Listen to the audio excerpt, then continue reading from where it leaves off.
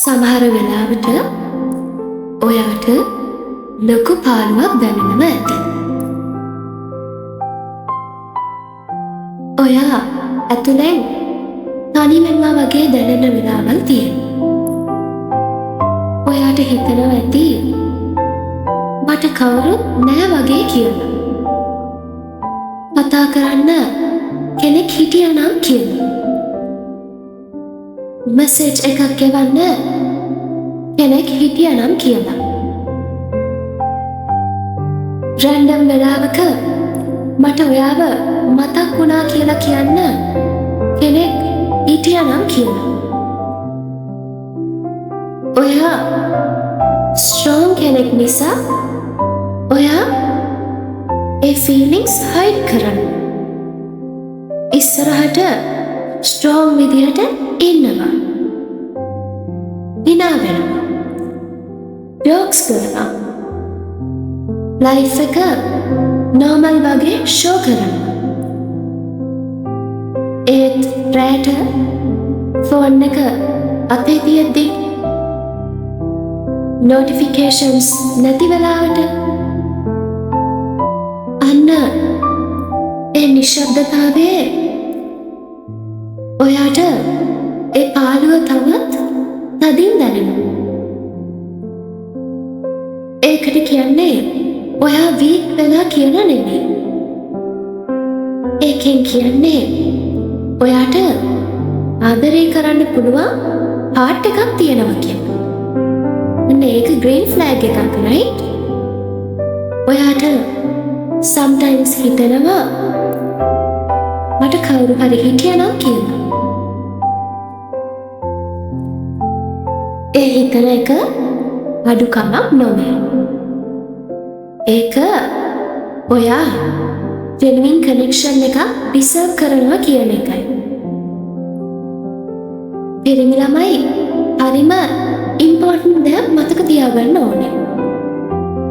ඔයගලන්ට හම්බෙන්න ඉන්නේ ගොඩාක් විශේෂ ගෑනු ළමයෙක්.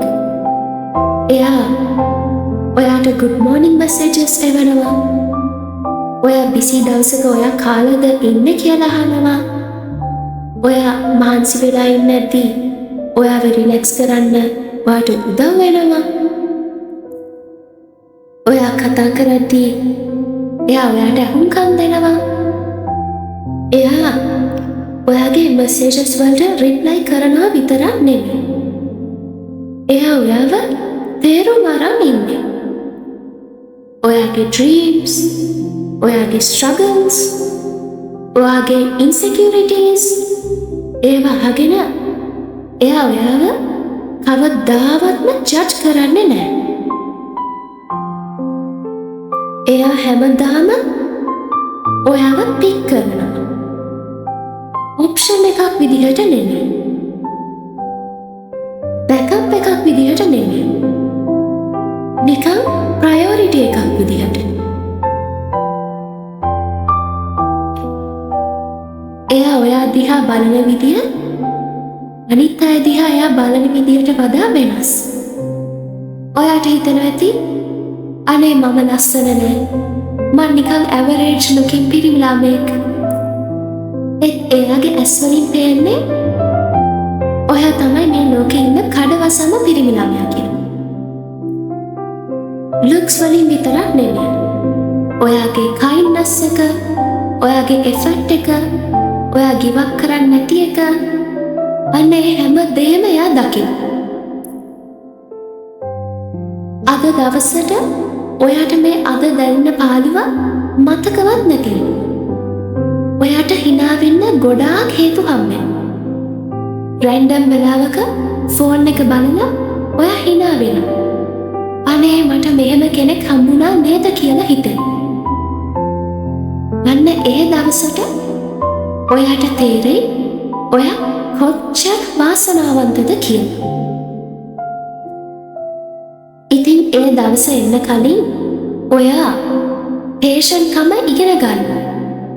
ඔයා පේෂන්ට්ලි ඉන්න ඕනේ. පාළු හිතුණා කියලා වැරදි ගෑනු ළමයෙක් ළඟ සෙටල් වෙන්න එපා. attention ලැබෙනකොට ඔයා ආදරේ කියලා ඇක්සෙප්ට් කරගන්න එපා. ආදරේ කියන්නේ ඊට වඩා ගොඩාක් එහායින් ගිය දෙයක්. ඔයාට ඩිසර්ව් ටෙම්පරරි ෆීලිං එකක් නෙමෙයි. ඔයා ඩිසර්ව් වෙන්නේ රියල්, පීස්ෆුල්, සෙකියර් ආදරයක්. ඔයාට දැන් පාළු හිතුණත් අන්න ඒ ෆීලිං එක පර්මනන්ට් නෙමෙයි. රයිට් කෙනා රයිට් වෙලාවට ඔයා ළඟට එනවා.